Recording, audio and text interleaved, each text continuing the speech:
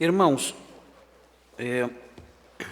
nós começamos na semana passada a estudar um novo trecho de Gênesis, Gênesis 9, de 18 a 29, que é o texto que nós lemos aí, alguns minutos atrás, Gênesis 9, 18 a 29. Nós começamos a estudar esse texto, e eu dividi esse texto em três partes, e eu não consegui pregar as três partes. Aliás, eu nem terminei a primeira parte na semana passada. Eu fiquei um pouco surpreso, porque depois que eu terminei de falar, eu vi que eu cheguei até o versículo 24, e nós falamos até o versículo 24 dentro do primeiro ponto, e eu vi no final de tudo, eu não tinha percebido isso na hora, mas eu tinha falado 1h22 minutos, e eu não tinha notado que eu tinha falado tudo isso. E os irmãos acho que também não notaram, porque vocês estavam tão atentos acompanhando tudo, ou estavam fingindo muito bem. Então eu não sei avaliar direito o que aconteceu, porque eu acho que eu não tenho falado todo esse tempo, todo domingo, não é? Tenho? Não, eu não tenho falado todo esse tempo, todo domingo. Então, domingo sim, domingo não, talvez. Mas eu fiquei surpreso, falei, mas eu falei 1h22. Não é possível fazer isso. Eu seria reprovado em qualquer exame de homilética no mundo. E eu me reprovar, porque um pregador não pode falar 1h22, é proibido, segundo as leis da homilética moderna. Né? Então, eu seria reprovado, ficaria em último lugar, ia ser reprovado como pregador. Hoje eu não vou falar 1h22, eu espero que não. Quando chegar para 1h15, vocês sinalizam para mim, né? Mas, pastor, já está 1h15, para eu pelo menos terminar antes, né? Mas estou brincando com vocês, eu não vou chegar esse tempo todo, mesmo porque desde sexta-feira os homens da igreja estavam em retiro, em Águas de Lindóia, e eu falei no retiro 4 vezes. Então falei na sexta noite, no sábado pela manhã, no sábado à noite, e hoje pela manhã eu falei também. Então eu estou um pouquinho cansado de falar, eu vou ter que falar de novo agora. Então eu pretendo ser breve no que eu vou falar. Então a Simone, que é minha esposa, minha auxiliadora idônea, quando você vê que eu estou me prolongando muito, você olha no relógio aí, você não tem relógio, então você que é culpada de 1h22. Você não tem relógio, não pode me avisar, né? Mas, irmãos, eu estou brincando com vocês, mas eu pretendo ser mais breve hoje. E aqueles que se cansaram domingo passado aí, e foram tão bonzinhos, e tão educados, e ouvintes tão excelentes, muito obrigado por vocês. Vocês são ouvintes muito, muito especiais, muito especiais. Vocês dão um retorno para a gente que está aqui na frente, um retorno que nos incentiva. Então, no fundo, a culpa é de vocês, não é minha. Vocês são muito atenciosos e acompanham e vão vendo tudo, e eu perco a noção do horário. Né? Mas hoje eu vou ser mais cuidadoso para não judiar de vocês poderem entrar hoje no quentinho da cama mais rápido, mais cedo hoje, ok? Irmãos, nós dividimos esse trecho em 3 partes. Nós falamos sobre a estrofe referente a Canaã. E a estrofe referente a Canaã, nós dissemos que essa estrofe abrange os versículos 18 a 25. E nós estudamos essa estrofe, ou melhor dizendo, nós nos detivemos no trecho que é uma espécie de prelúdio para essa estrofe. Nós falamos que é um prelúdio um tanto tenebroso, um prelúdio com notas em tom menor, um prelúdio triste para a estrofe que é enunciada no versículo 25. Então, enquanto nós começamos a falar sobre a estrofe referente a Canaã, nós, na verdade, nos detivemos nos versículos que preparam o leitor para a estrofe que começa e que está encerrada no versículo 25. A segunda parte do nosso sermão, que nós não vamos estudar hoje, essa segunda parte, não vai dar tempo. A segunda estrofe é a estrofe referente a Sem. É um outro filho de Noé. Canaã não era filho de Noé, era neto. Então tem a estrofe referente a Canaã, e depois tem a estrofe no versículo 26, tem a estrofe referente a Sem.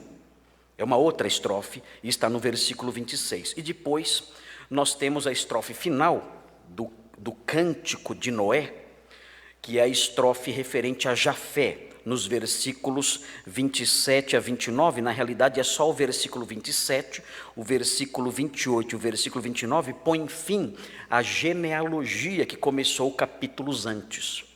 Então, há um desfecho aqui, há um término de uma sessão que é uma longa genealogia que começou ali nos capítulos anteriores, no capítulo 5. A genealogia começou, e ela termina só agora aqui no capítulo 9, versículo 29. Então hoje, nós vamos olhar para o versículo 25 e entender o cântico de Noé propriamente dito. Nós falamos sobre os versículos preliminares, os versículos que preparam para esse cântico. E hoje, então, nós vamos olhar o versículo 25, e olhando para o versículo 25, vamos encerrar o primeiro ponto. E aí eu termino o sermão de hoje, depois de nós olharmos o versículo 25. A compreensão do versículo 25 não é difícil. O versículo 25 é um versículo fácil. O problema é que o versículo 25 levanta questões, que são questões com as quais nós temos que lidar, porque as pessoas podem entender mal e achar que no versículo 25 estão implícitas coisas que não são verdadeiras. Então eu quero alertá-los acerca disso, para que os irmãos não se deixem levar por ideias estranhas, por conceitos estranhos que podem aflorar a partir de um versículo como esse, o versículo 25. Vejam o que diz o versículo 25. O versículo 25 mostra Noé dizendo o seguinte: e disse, e aí vem o cântico: maldito seja Canaã, seja servo dos servos a seus irmãos. Os irmãos sabem por que Noé disse isso. Os irmãos viram a história anterior, e eu não vou narrar novamente, até porque os irmãos leram comigo, alguns minutos atrás, a história anterior. Os irmãos sabem por que Noé disse isso. Noé amaldiçoou o filho de Cã. Canaã era o filho mais moço de Cã. E Noé pronunciou essas palavras, que são palavras de uma espécie de maldição, que ele pronuncia contra o seu neto. O que nós encontramos aqui, nessa altura da narrativa bíblica, da história da redenção humana, como assim chamamos, o que nós temos aqui é a segunda maldição pronunciada contra um ser humano. A primeira delas foi pronunciada contra Caim. Mas quem pronunciou a maldição contra Caim foi o próprio Deus. O que nós temos aqui é a primeira ocasião em que um ser humano pronuncia algo assim em relação a outro ser humano. E o que é triste perceber é alguém fazendo isso em relação ao seu neto e, por consequência, em relação ao seu filho. Ele invoca, por assim dizer, de Deus, uma punição para o seu neto. E que punição seria essa? Os descendentes de Cão, aqui no caso os descendentes de Canaã, eles seriam os escravos mais baixos, servindo os descendentes de Sem e servindo os descendentes de Jafé. Seriam escravos dos escravos, seriam os escravos mais baixos de toda a terra. E quando nós olhamos para a sequência da história e vemos o capítulo 10, onde nós encontramos, em Gênesis aqui, capítulo 10, onde nós encontramos um quadro de nações, nós vemos no versículo 15, veja aí, talvez nem seja necessário você virar a página da sua Bíblia, está aí bem pertinho.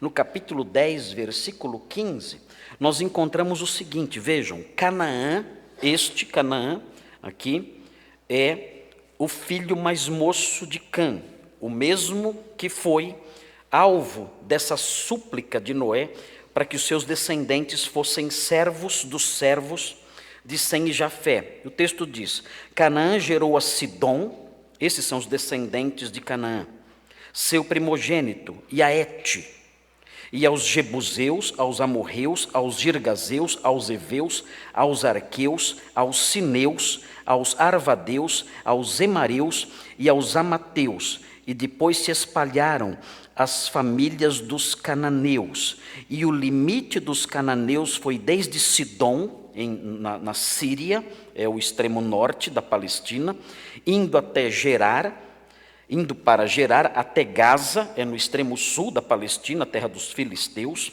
indo para Sodoma, Gomorra, Adimá e Zeboim, aqui na região do Mar Morto, ao sul também, até Laza. São estes os filhos de Cã, segundo as suas famílias, segundo as suas línguas, em suas terras, em suas nações. O que nós temos aqui é uma menção de todos os povos que Israel teve que expulsar da Palestina para tomar posse da terra durante o êxodo. Então, o que Noé está fazendo aqui é uma espécie até de profecia, dizendo ao povo de Israel, descendente de Sem, o povo de Israel descendia de Sem, e ele está dizendo, olha, Moisés está dizendo, olha, existe uma provisão profética nas palavras de Noé. Vocês vão conquistar a Palestina, a terra prometida, e existem povos lá que vocês terão que expulsar, e não somente expulsar, vocês poderão até mesmo subjugá-los, como aconteceu com os gibeonitas. Em Josué 9:27 nós aprendemos que os gibeonitas passaram a servir os hebreus. E ele está dizendo, olha, existe uma provisão profética, já nas palavras de Noé, dizendo que estes homens que ocupam a terra de Canaã, os heteus, os girgazeus, os jebuseus e todos esses eus que são mencionados aqui no capítulo 10, esses homens todos que ocupam essa terra, eles serão erradicados de lá, subjugados por vocês, e a provisão, a primeira provisão profética acerca disso, já pode ser encontrada nas palavras de Noé. De modo que vocês, hebreus, vocês, filhos de Abraão, vocês, descendentes de Sem, que estão sendo liderados por Moisés nesse deserto para conquistar essa terra, vocês devem se encorajar, vocês devem ter coragem e força para tomar essa terra, porque já nos tempos de Noé, o patriarca de toda a humanidade, ele enunciou uma previsão, fazendo uma provisão para essa conquista, para a erradicação desses povos, para a escravização desses povos por vocês. Então, o povo judeu, quando chegou naquela terra, para tomar aquela terra, eles sabiam que o que eles estavam fazendo era nada mais, nada menos do que a realização dessa súplica de Noé, de que os descendentes de Canaã fossem subjugados pelos descendentes de Sem e, posteriormente, também pelos descendentes de Jafé. Muito bem. Agora, esse texto é fácil de entender. Nós aprendemos isso com facilidade aqui. Nós percebemos essas coisas quando olhamos o decorrer da história. Nós vemos que isso realmente aconteceu. Os descendentes de Canaã foram subjugados, foram expulsos da terra pelos descendentes de Sem. Essa profecia dita aqui por Noé se cumpriu. E nós vemos isso na história bíblica. E percebemos, a partir da perspectiva que estamos agora, lendo a história depois dela já acontecida, nós percebemos a força que isso deve ter tido em termos de encorajamento para o povo judeu conquistar a terra prometida. Mas um texto como esse pode trazer alguns problemas para nós hoje.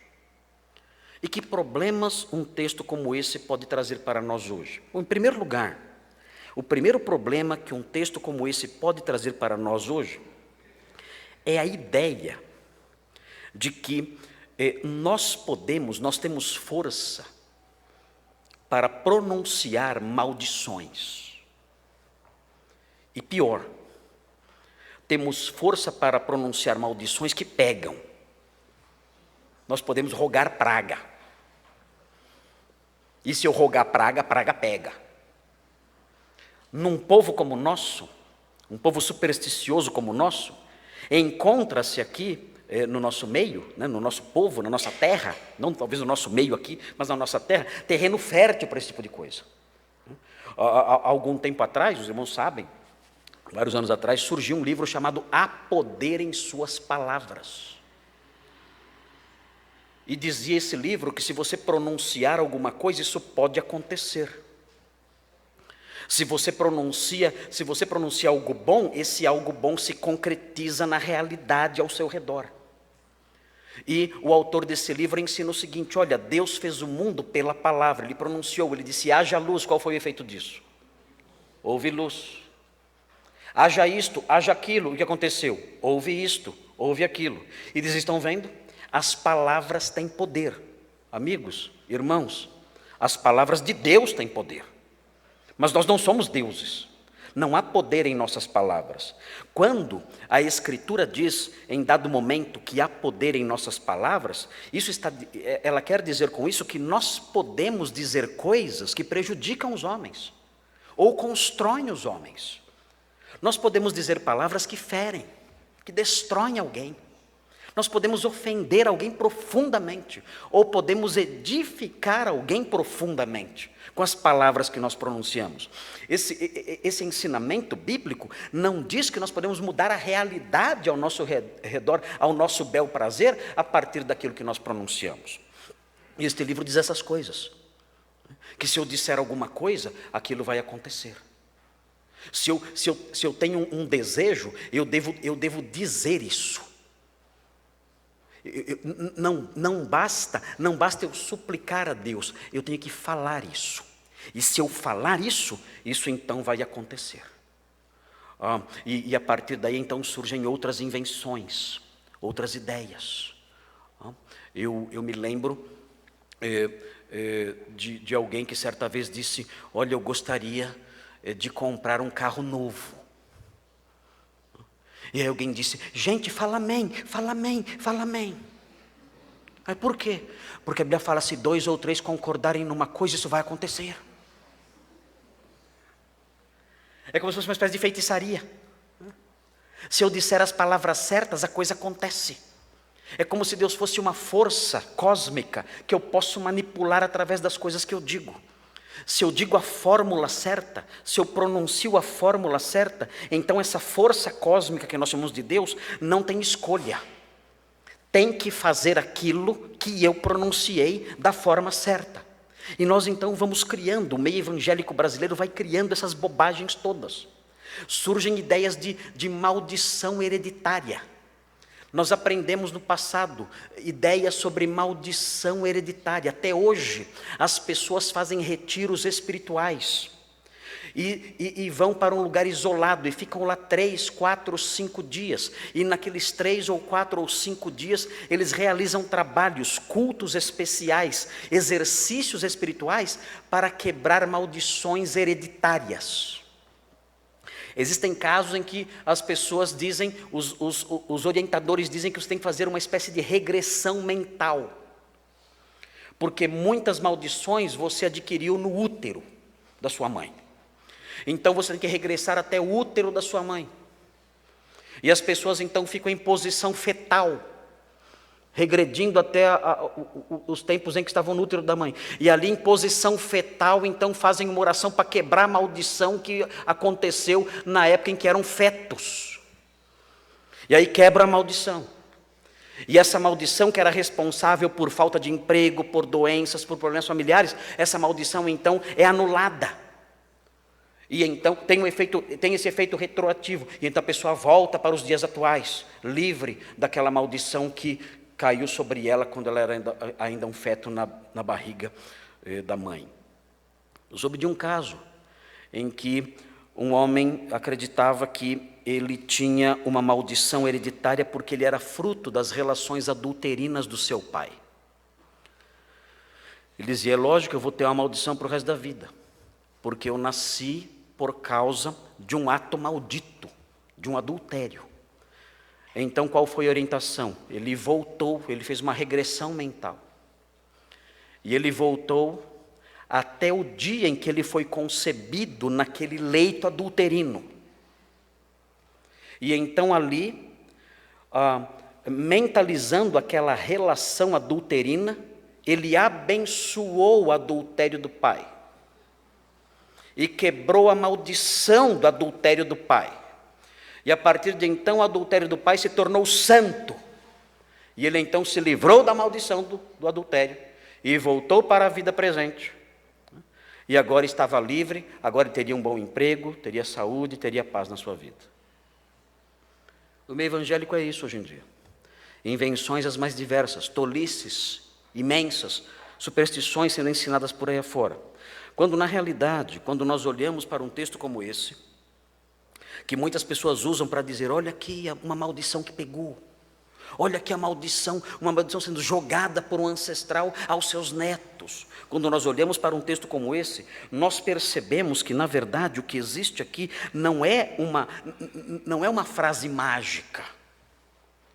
Não é uma palavra, não são palavras que são pronunciadas com poder de feitiço. Não é isso que acontece aqui. O que acontece nessa maldição, por assim dizer, não é uma boa palavra para o que nós vemos aqui. O que acontece aqui, na verdade, é uma oração. É uma espécie de oração imprecatória. Nós temos isso na Bíblia. E nós percebemos a natureza dessa oração imprecatória quando nós olhamos para o versículo 26. Em que Noé diz, bendito seja o Senhor. Isso é uma oração, a linguagem presente aqui sugere isso, seja bendito o Senhor. O versículo 27 repete essa linguagem que evoca a característica de uma súplica, engrandeça Deus a Jafé, é uma súplica de Deus. Ele não está pronunciando frases de feitiçaria. Ele não está pronunciando palavras que terão efeitos mágicos na sua descendência. Isso não existe. Isso não acontece. O que ele está fazendo é uma súplica a Deus. Ele está dizendo, usando essa linguagem, ele está dizendo, Senhor, pesa a tua mão sobre a descendência de Cã. Pesa a sua mão sobre a descendência de Canaã. Por que ele escolhe Canaã? Há quem diga que ele escolhe Canaã porque Canaã era o filho mais novo de Cã.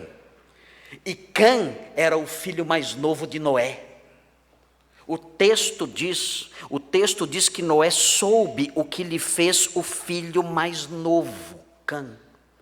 De modo que Noé teve um grande desgosto por causa do seu filho mais novo.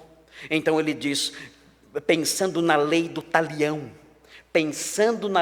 ele pensa, assim como meu filho mais moço me trouxe tristeza, que o filho mais moço de Cã lhe traga tristeza também. Senhor, faça com que isso aconteça. O meu filho mais novo, Cã, me trouxe angústia, vergonha e miséria. O meu filho mais novo, Cã, me fez sofrer. Eu peço ao Senhor agora que o filho mais novo dele o faça passar pela mesma coisa que eu estou passando. O filho mais novo dele também o faça sofrer. Essa é a minha súplica ao Senhor. Eu suplico que o Senhor realize isso. É uma oração dura, mas não é o rogar uma praga. É uma súplica de Noé contra a descendência de Cã, e na sequência ele faz súplicas em favor de Sem e súplicas em favor de Jafé. De modo que nós não podemos acreditar nessas invenções que há por aí relacionadas à maldição. As pessoas sofrem com isso. Há coisas terríveis acontecendo. Pessoas que dizem, quando eu era pequena minha mãe falava coisas. Minha mãe dizia, moleque, você não vale nada. E a praga pegou, hoje eu não valho nada. Moleque, você não vai dar em nada. E a praga pegou, eu não dou em nada hoje em dia. E a pessoa atribui todos esses fracassos à suposta maldição que a mãe jogou. E carrega ali um fardo enorme. E por causa dessas crendices, se sujeita a ensinos falsos. Eu preciso participar de uma corrente de oração para quebrar essas maldições todas. A minha professora, quantas maldições ela não jogou em cima de mim. Quantas maldições. Eu tinha uma professora que jogava maldição e o apagador. Eu não sei o que era pior. Mas quantas maldições e quantos apagadores foram jogados sobre mim. Eu tenho então que participar de uma reunião especial. Eu tenho então que participar de uma reunião de quebra dessas maldições. Do contrário, eu vou continuar com esses problemas na minha vida, na minha família, no meu trabalho, em toda a área do viver. Eu vou enfrentar essas coisas. E as pessoas se escravizam por causa disso, são escravizadas por isso, enganadas por isso e exploradas por isso. Porque não compreendem textos bíblicos como esse. Não existem pragas e maldições que os antepassados podem jogar sobre nós. Isso não existe. O que nós temos aqui é uma súplica. Noé fez uma súplica. E o Senhor ouviu a sua súplica. O Senhor atendeu a súplica de Noé. Mas há um outro problema que emana do versículo 25. O versículo 25 pode trazer um outro mal entendimento para nós. E o outro mal entendido que esse versículo pode trazer é a ideia do filho pagar pelo pecado do pai. O filho paga pelo pecado do pai? Um versículo como esse dá a entender que sim. Mas o ensino geral da Bíblia mostra que não. Como nós podemos então entender esse versículo? Porque o que nós temos aqui, quando o texto diz maldito seja Canaã, Canaã era filho de Cã. Por que ele tem que ser maldito e não seu pai? O filho responde pelo pecado do pai? O filho paga pelo pecado do pai? Quando nós olhamos o ensino geral, como eu mencionei, nós nos deparamos com Deuteronômio 24:16, vejam o que diz o texto. Deuteronômio 24:16, nós estamos corrigindo as visões falhas acerca de versículos como esse, a fim de que os irmãos não sejam levados por superstições e enganos de falsos mestres, não sejam explorados. Os falsos mestres ensinam essas coisas para arrancar dinheiro da gente. Quando um falso mestre ensina uma coisa dessas, maldição hereditária e coisa do tipo, ele faz isso para arrancar dinheiro de nós. Esse é o objetivo dele. E nós falamos sobre essa questão, o primeiro problema, de achar que há ideias de maldição presentes aqui, do pronunciamento de maldições presentes aqui, como uma espécie de feitiço sendo lançado pelos antigos.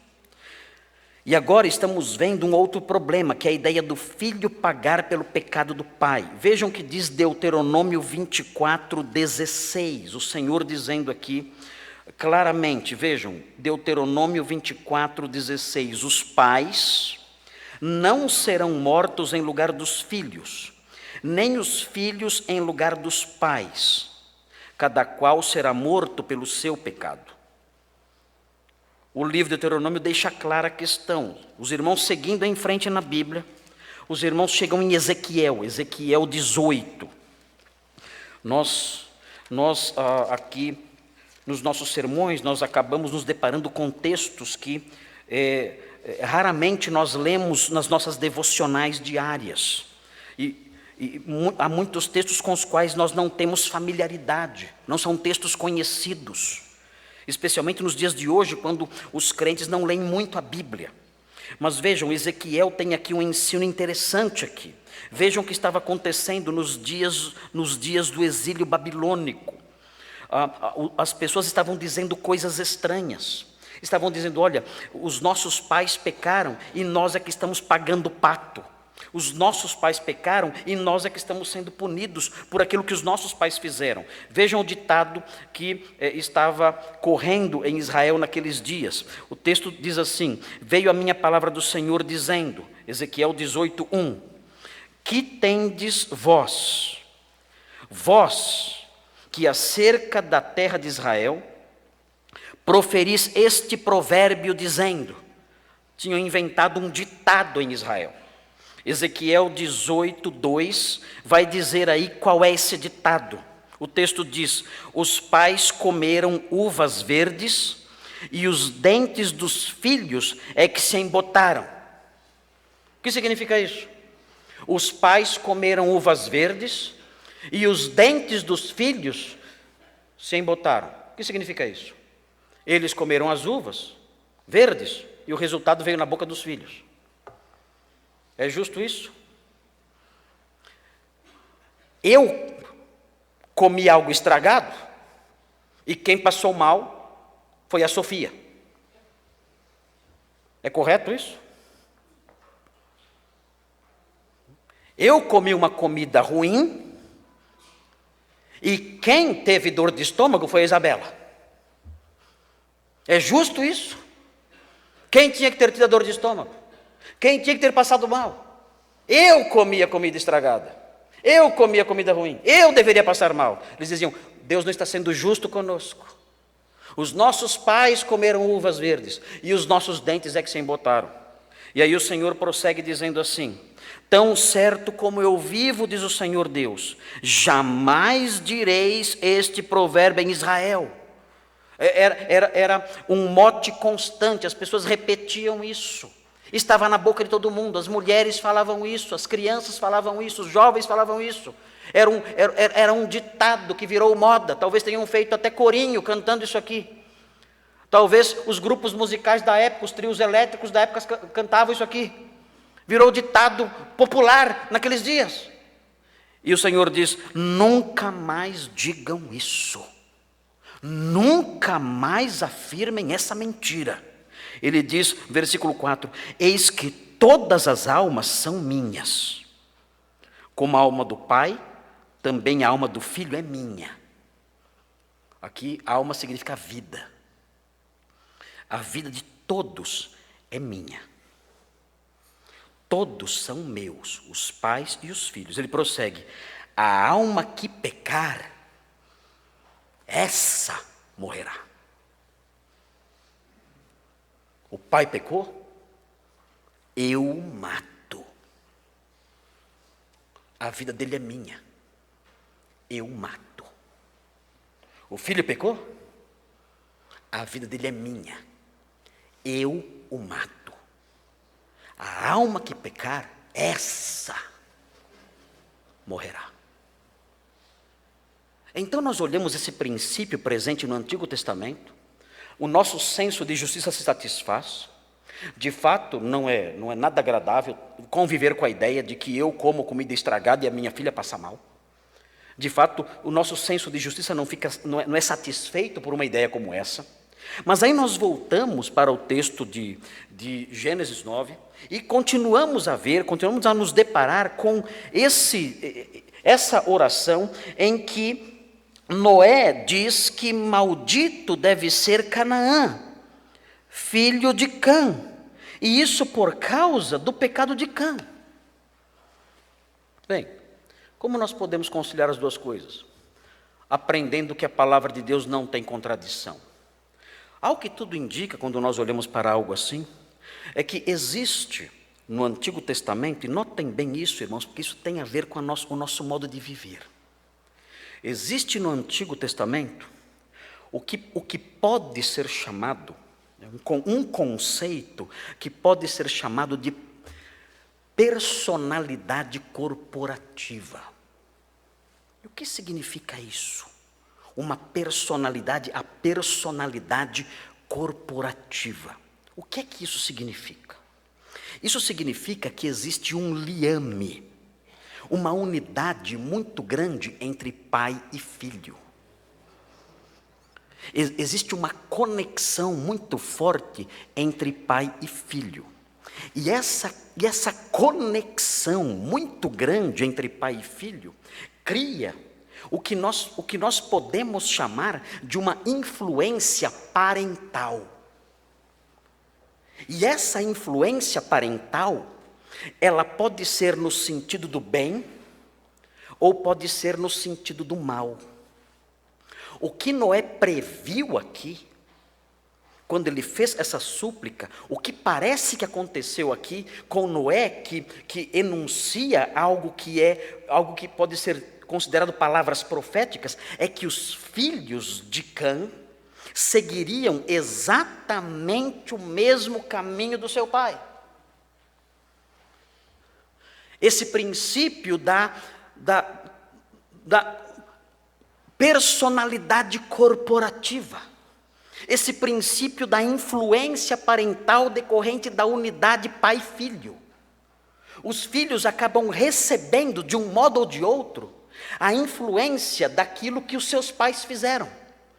Aquilo que seus pais foram, o caráter que eles tiveram, o comportamento que eles adotaram, de alguma forma vai marcar a vida e o comportamento dos seus descendentes. E isso deve nos alertar. O que eu faço hoje pode influenciar os meus filhos, meus netos e bisnetos, moldando de alguma forma, por esse princípio da personalidade corporativa, moldando de alguma forma o comportamento deles. Graças a Deus isso nem sempre acontece. Isso é comum, mas não é uma norma. Nós percebemos que há exceções, pela graça de Deus, pela bondade de Deus. Nós percebemos que há exceções. Mas Noé percebeu que no caso de Cã, isso iria acontecer e ele suplicou para que isso acontecesse. De modo que os descendentes de Cã teriam o mesmo comportamento dele e seriam punidos por esse mesmo comportamento. E quando nós lemos na história bíblica o comportamento dos filhos de Cã, nós percebemos que eles imitaram o seu ancestral. Como eu disse, isso não é uma regra. Isso acontece. Isso acontece, mas não é algo fixo. Há exceções, claro, muitas exceções. Os meus ancestrais, alguns deles eram terríveis. Eram terríveis. Tive ancestrais que foram presos. Pessoas terríveis.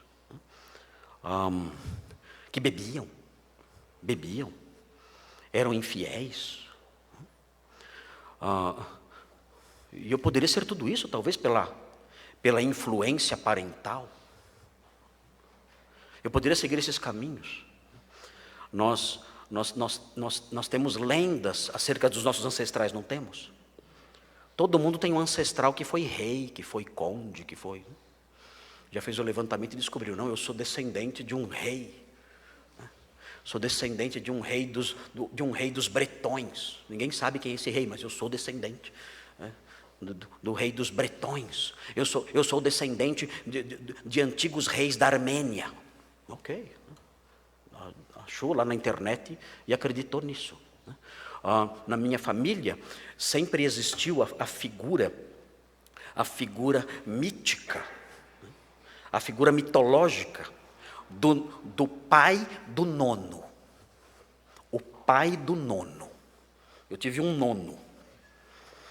Eu sou descendente italiano, né? Granconato. E tinha o pai do nono. O pai do nono era o grande herói. Nós o chamamos até hoje de nonão. Até hoje. Esse mito entrou, né? Esse mito entrou para as lendas dos granconatos, o nonão. Nonão, grande herói. Nonão, o grande patriarca. O grande ancestral, o nonão. E com ele, com o nonão, vem o nono, que viveu debaixo do teto do nonão. E também foi um grande herói, um homem extraordinário. E nós ouvimos essas coisas. Nós aprendemos que o nonão ficou viúvo cedo na vida. E aquele homem viúvo com filhos para criar, se envolvia então, se entregava ao trabalho na roça, sofrendo muito. E o nono, menino, criança, criou os seus irmãozinhos pequenos. Ele pequenininho, sofrendo. Criava então os seus filhinhos, os outros filhinhos do nonão. Criava os seus irmãozinhos, os outros filhinhos do nonão. E imaginávamos essas coisas. O nonão sofrendo sozinho a sua viuvez, padecendo ali a sua viuvez. E o nono pequeno criando os seus irmãozinhos, sofrendo para criá-los, ele mesmo sendo uma criança. Até que fomos tirar os nossos documentos de cidadania, nossas certidões dos antepassados, para conseguirmos o nosso passaporte italiano. Fizemos um levantamento de todos os dados dos nossos antepassados. Descobrimos que o nonão ficou vivo 3 meses.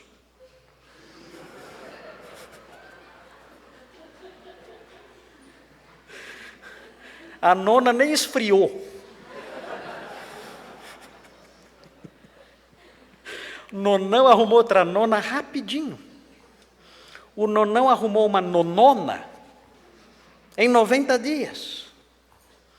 E o noninho não teve que criar filho de ninguém. E todos os nossos heróis ancestrais foram abaixo. Foram embora. Acabaram-se os nossos ancestrais, os nossos heróis do passado. E sabemos das histórias. Histórias nem sempre bonitas. Histórias que poderiam talvez nos envergonhar até. De pessoas ligadas à bebida. Ancestrais nossos ligados à bebida, à prostituição, à farra. E eu poderia ser tudo isso, pela influência parental. Poderia ser tudo isso. Poderia ser um alcoólatra, alguém voltado à prostituição, como alguns ancestrais meus foram. Introduzidos na vida de imundícia desde cedo, desde a adolescência, conforme sabemos. Poderia eu mesmo, minhas filhas, todos nós, por força do conceito da personalidade corporativa, por força dessa influência parental, da unidade pai e filho, nós poderíamos seguir no mesmo caminho. Mas o Senhor foi bondoso conosco, nos livrou dessa linhagem, nos livrou desses desdobramentos decorrentes dessa unidade pai e filho, pai neto, pai bisneto, homem neto, homem bisneto. Nos livrou dessa influência, assim como livrou vários dos irmãos aqui. Se eu perguntasse a vários irmãos aqui como era a conduta do seu nonão, o que vocês iriam dizer? Dos seus bisavós, o que vocês iriam dizer? Iriam dizer, pastor, graças a Deus ele quebrou essa influência. Isso não teve desdobramentos de tal modo que eu hoje tenha sofrido essas influências, pela graça de Deus. Mas, no caso dos filhos de Canaã, no caso dos filhos de Cã, isso aconteceu. E os filhos de Cã adotaram uma conduta tão suja, tão imunda, tão porca, cumprindo esse princípio da personalidade corporativa, sofrendo essa influência parental, que o Senhor os puniu na terra de Canaã quando Israel invadiu aquela terra. E os puniu pelos pecados deles, porque a conduta deles era uma conduta que imitava a conduta dos seus ancestrais. Se os irmãos olharem para Levítico capítulo 18, os irmãos verão práticas desses homens que são práticas aterradoras, práticas nojentas. Ler esse capítulo é até constrangedor. Nós lemos esses textos porque estão na palavra de Deus, e a palavra de Deus lida com eles de modo muito claro. A palavra de Deus ela é muito aberta nessas questões para não deixar dúvidas. Ela não fala de modo figurado, ela fala de modo aberto.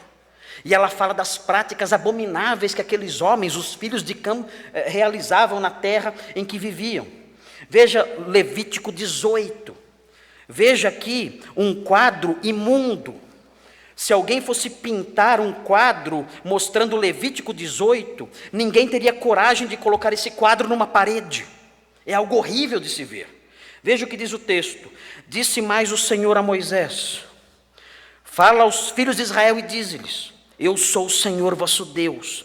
Não fareis segundo as obras do Egito, descendente de Cã, em que habitastes, nem fareis segundo as obras da terra de Canaã, descendente de Cã, para a qual eu vos levo, nem andareis nos seus estatutos. Fareis segundo os meus juízos e os meus estatutos guardareis para andardes neles, eu sou o Senhor vosso Deus. Portanto, os meus estatutos e os meus juízos guardareis, cumprindo-os, e o homem viverá por eles, eu sou o Senhor. E aí ele começa a descrever a conduta dos cananeus, dos filhos de Cã, dos descendentes de Canaã. Ele começa a descrever, ele diz: nenhum homem se chegará a qualquer parenta da sua carne para lhe descobrir a nudez. Essa expressão, descobrir a nudez, é um eufemismo para se referir a ter relações sexuais com a pessoa. Descobrir a nudez nesse texto é ter relações sexuais. E isso evoca a conduta de Cã, que descobriu, que viu o seu pai com a nudez descoberta. Eu sou o Senhor, versículo 7. Não descobrirás a nudez de teu pai e de tua mãe. Eles faziam essas coisas. Os descendentes de Cã. Ela é tua mãe, não lhe descobrirás a nudez. Meu Deus, como alguém pode fazer isso? E o texto prossegue: não descobrirás a nudez da mulher de teu pai. É nudez de teu pai. A nudez da tua irmã, filha de teu pai, ou filha de tua mãe, nascida em casa ou fora de casa, a sua nudez não descobrirás. A nudez da filha do teu filho, ou da filha de tua filha, a nudez não descobrirás, porque é tua nudez. Como pode um homem ter relações com sua neta, com seu neto? Não descobrirás a nudez da filha, da mulher de teu pai, gerada de teu pai, ela é tua irmã. A nudez da irmã do teu pai não descobrirás, ela é parenta de teu pai. A nudez da irmã de tua mãe não descobrirás, pois ela é parenta da tua mãe. A nudez do irmão de teu pai não descobrirás, não te chegarás à sua mulher, ela é tua tia.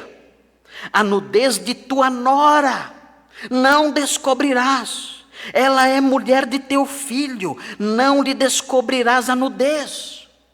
A nudez da mulher de teu irmão não descobrirás, é a nudez de teu irmão. A nudez de uma mulher e de sua filha não descobrirás. Não tomarás a filha de seu filho, nem a filha de sua filha, para lhe descobrir a nudez. Parentes são, maldade é. E não tomarás com tua mulher outra, de sorte que lhe seja rival, descobrindo a sua nudez com ela durante sua vida. Não te chegarás à mulher para lhe descobrir a nudez durante a sua menstruação.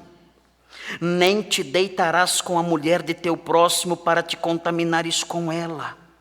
E da tua descendência não darás nenhum para dedicar-se a Moloque, nem profanarás o nome de teu Deus, eu sou o Senhor. Com homem não te deitarás como se fosse mulher, é abominação. Nem te deitarás com animal, para te contaminares com ele, nem a mulher se porá perante um animal para juntar-se com ele, é confusão.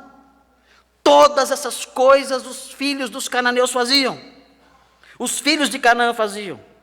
24, com nenhuma destas coisas vos contaminareis, porque com todas estas coisas se contaminaram as nações que eu lanço diante de vós, os cananeus. E a terra se contaminou, e eu visitei nela a sua iniquidade, e ela vomitou os seus moradores. Porém, vós guardareis os meus estatutos e os meus juízos, e nenhuma destas abominações fareis, nem o natural, nem o estrangeiro que peregrina entre vós, porque todas estas abominações fizeram os homens desta terra que nela estavam antes de vós, e a terra se contaminou. Não suceda que a terra vos vomite, havendo a vós contaminado, como vomitou o povo que nela estava antes de vós. todo que fizer alguma destas abominações, sim, aqueles que as cometerem serão eliminados do seu povo.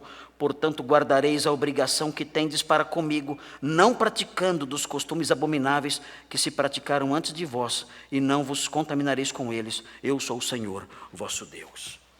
Estes povos estão sendo punidos, porque eles são o reflexo e o desdobramento do que Cã foi. E pelos seus pecados, eles estão sendo punidos. E a terra vai vomitá-los, e expulsá-los, e consumi-los, porque eles praticam todas essas coisas. E, meus queridos, é de assustar, porque nós vemos todas essas coisas, todas, sendo praticadas a céu aberto, hoje, no nosso país. Irmãos, o Senhor não está feliz com o nosso povo. O Senhor, eu tenho medo de falar isso. Eu tenho medo de falar isso, confesso. Mas, quando eu olho essas coisas, eu ouso suspeitar, que o nosso povo está debaixo da mais terrível maldição de Deus. Eu não posso afirmar isso. Não tenho revelação do céu, não sou profeta, não tive revelação nenhuma, não tive sonho nenhum. Mas quando eu leio textos como esse, conhecendo o Deus verdadeiro que não muda, eu ouso suspeitar que o nosso povo está debaixo da mais terrível maldição de Deus. O Senhor, na sua ira, tem tornado o nosso povo um povo que se comporta semelhante aos cananeus, o que não é diferente do comportamento de animais. Nosso povo se comporta assim, como animais. Nós temos que pedir a Deus: Senhor, tem misericórdia do nosso povo. Faça com que a sua palavra ecoe. Como disse um jovem teólogo que eu gosto muito, ele disse: Senhor, faça com que a trombeta não pare de tocar em Sião. Que a trombeta não pare de tocar em Sião. Porque o nosso povo é um povo ignorante, e maldito, e sujo, e porco. E nós temos elementos para suspeitar que o Senhor virou as costas para nós. Deus tenha misericórdia dessa nação. Deus tenha misericórdia dessa terra. Porque os habitantes deste país, desde a sua juventude, fazem todas essas coisas que o Senhor abomina. Todas elas, sem exceção. E se orgulham disso. E se gabam disso. Em plena luz do dia. Que o Senhor tenha misericórdia do nosso país. O homem não será punido pelo pecado do seu pai. Os cananeus não foram. Noé previu que os cananeus adotariam o mesmo comportamento, até pior. E o Senhor os puniu. E por último, irmão, um último erro que é possível alguém cometer. Ninguém, olhando para o texto aqui, cuidado. Lembrem-se, ninguém é punido por causa da sua raça. Esse é um grande erro que cometeram no passado, achando que a maldição veio por razões étnicas. E teólogos racistas e grupos racistas começaram a associar a maldição de Noé a pessoas de pele escura. Eu tenho até vergonha de falar isso. Tenho vergonha de falar isso. Mas teólogos fizeram isso. E associaram a maldição de Cã a pessoas de pele escura. É vergonhoso isso. Tenho vergonha de falar isso. Mas teólogos cristãos, protestantes, fizeram isso. Quando na realidade não existe relação étnica nenhuma aqui com essas coisas. A ênfase aqui é no comportamento daquele ancestral, reproduzido na vida dos seus descendentes. O que nós aprendemos na realidade, a grande verdade é a seguinte: a humanidade é uma etnia só. Só existe uma raça só, uma etnia só. Todos nós somos descendentes de um ancestral comum. Não há várias etnias, não há várias raças. Todos nós somos descendentes de Noé. E sabem o que aconteceu quando Noé saiu da arca? Vejam o versículo 1. Abençoou Deus a Noé e a seus filhos. Quais deles? 9:1. Quais filhos Deus abençoou? Abençoou Deus a Noé e a seus filhos. Abençoou todos. Todos os filhos de Noé foram abençoados aqui por Deus.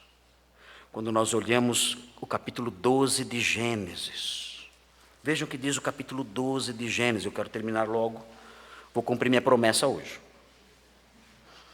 12:1 diz assim: disse o Senhor a Abraão: sai da tua terra e da tua parentela. 12:1: e da casa de teu pai, e vai para a terra que te mostrarei. De ti farei uma grande nação, e te abençoarei, e te engrandecerei o nome, e se tu uma bênção. Abençoarei os que te abençoarem, amaldiçoarei os que te amaldiçoarem. Em ti serão benditas todas as famílias da terra. Todas as etnias, todos os homens, não importa a cor de sua pele, não importa as suas origens, o Senhor abençoaria todos por meio de Abraão. Nós aprendemos em Colossenses 3:11 que em Cristo não há judeu nem grego, não há distinções raciais aqui. Em Cristo não há judeu e não há grego, todos são um. Nós não podemos admitir que a Igreja de Deus realize distinções raciais. Eu me lembro que certa vez eu disse para minha filha mais nova: filha, nós devemos julgar as pessoas pela cor do seu sangue. Ela disse: mas pai, todo mundo tem o sangue da mesma cor. Eu falei: então não devemos julgar ninguém. Todos nós temos o sangue da mesma cor. E é isso que conta. E é assim que devemos ser. Não há num texto como esse, não existe num texto como esse, nada relacionado a maldições étnicas, mas sim ao comportamento daqueles homens do passado que foram punidos porque reproduziram na sua vida o mesmo comportamento do seu ancestral. Nós temos que tomar isso como um alerta. Os nossos filhos e netos podem se espelhar no nosso comportamento. E nós podemos sim iniciar uma geração de homens maus, dependendo do modo como nós vivemos. E o Cântico de Noé, o versículo 25, a primeira estrofe do Cântico de Noé, deve nos alertar acerca disso. Existe uma influência parental que pode nos afetar, que pode afetar os nossos descendentes, e temos que estar alertas em relação a isso. Mas nós falamos sobre a ausência do conceito de maldição propriamente dito no começo. E eu espero ter trazido alívio a muitos de vocês ao falar assim. Mostrar que vocês não têm que ter medo de maldições hereditárias. Mostrar que vocês não têm que ter medo de supostas maldições pronunciadas por pais, avós ou professores especialmente. Mas na realidade, ainda que nós possamos nos sentir aliviados em relação a isso, nós devemos estar cientes, nós crentes que somos, e aqueles que estão conosco e não são crentes, devem estar cientes da existência de uma maldição real que pesa sobre a humanidade. Há uma maldição real, não é a maldição lançada supostamente pelo pai, pelo avô, pelo professor. Não é essa maldição, não é isso, essas coisas são invenções. Existe uma maldição real que pesa sobre a humanidade, que é a maldição da lei. Porque a lei dizia: maldito todo aquele que não permanecer nas prescrições desta lei, maldito todo aquele que desobedecer um só desses mandamentos. E por causa disso, por causa dessa maldição, todos nós somos malditos, porque todos nós desobedecemos essas prescrições legais presentes no Antigo Testamento. Maldito todo aquele que não as cumprir, e nós não as cumprimos desde a nossa mocidade. Maldito todo aquele que as desobedecer, e nós, desde a mais tenra idade, desde a nossa infância, nós as desobedecemos, e somos assim malditos. E essa maldição pesa sobre a humanidade, sobre toda a humanidade. E por causa dessa maldição, toda a humanidade está condenada à morte. Mas o Senhor nos ensina em sua palavra que há uma forma de se livrar dessa maldição universal. E ele ensina isso em Gálatas 3,13, eu vou encerrar aqui.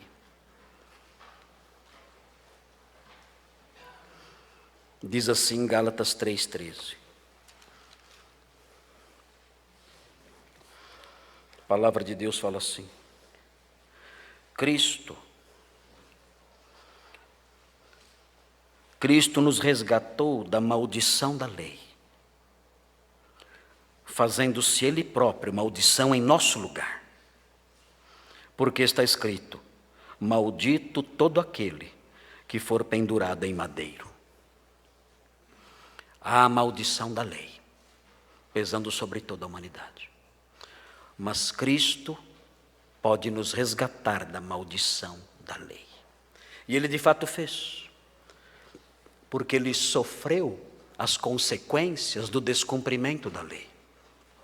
Ele foi pendurado num madeiro. Somente aqueles que quebravam a lei eram pendurados numa árvore. Aqueles que quebravam a lei eram apedrejados e pendurados numa árvore. Eram os malditos de Deus. Eram os amaldiçoados, porque tinham quebrado a lei, e a lei determinava isso. Apedrejem esse homem, e para mostrar que ele é maldito, pendurem-no numa árvore. E ele ficava então pendurado até o final do dia. Quem passava olhava e dizia: ali está o maldito de Deus, descumpriu a lei de Moisés, é o maldito de Deus. Mal sabiam eles que todos nós éramos malditos. Todos nós somos malditos, todos nós deveríamos ser apedrejados e pendurados numa árvore como malditos de Deus. Mas o Senhor Jesus Cristo nos substituiu. O Senhor Jesus sofreu a maldição em nosso lugar. Nós quebramos a lei e Ele foi amaldiçoado. Nós quebramos a lei e Ele sofreu a maldição. Ele foi morto e pendurado no madeiro. E tendo nos substituído, hoje nós podemos nos livrar da maldição da lei que pesa sobre a humanidade. Como? Dizendo: Senhor Jesus Cristo, eu creio em Ti. O Senhor é o Salvador, que me substituiu naquele lenho, naquele madeiro. Dá-me os benefícios da sua substituição pela fé. Eu sou maldito, mas o Senhor se fez maldito em meu lugar. O Senhor que é bendito se fez maldito, para que eu que sou maldito me torne bendito. Ajuda-me, Senhor, perdoa-me, remove a minha maldição, a maldição da lei que pesa sobre mim. Remove isso, para que eu desfrute da sua substituição. Salva-me, eu quero ser bendito. O Senhor já sofreu as penas da maldição em meu lugar. Eu quero desfrutar dos benefícios desta santa substituição. Muitos aqui já fizeram isso. Muitos aqui já se aproximaram do Senhor e disseram: Senhor, perdoa-me. O Senhor sofreu as consequências do meu pecado, o Senhor se fez maldito em meu lugar. Obrigado por isso, me dá os benefícios dessa substituição pela fé, salva-me. E foram salvos, e hoje não são mais malditos. Um dia encontrarão com o Senhor, e o Senhor olhará para eles e dirá: vinde, benditos de meu Pai. Não são mais malditos.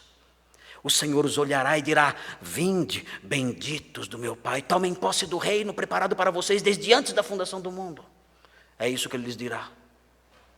Muitos aqui desfrutaram disso e hoje devem dizer: Senhor, obrigado, obrigado, obrigado, obrigado, eternamente obrigado, que o Senhor me livrou da maldição.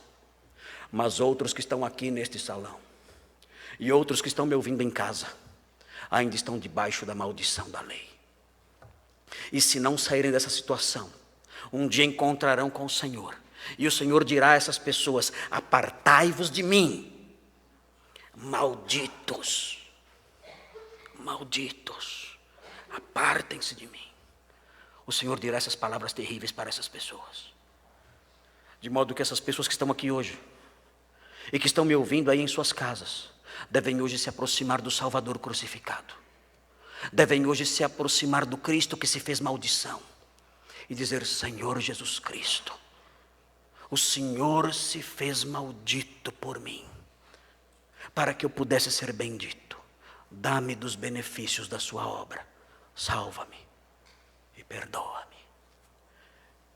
E a maldição que pesa sobre toda a humanidade será removida de sobre você para sempre.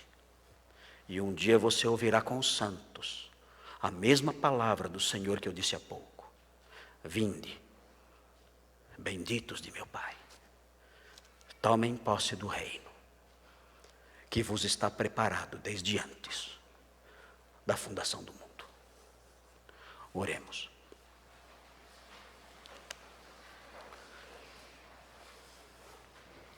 Obrigado, Senhor, pela sua palavra. Obrigado pelo ensino que emana desse versículo 25. Ensina-nos, Senhor, mais e mais.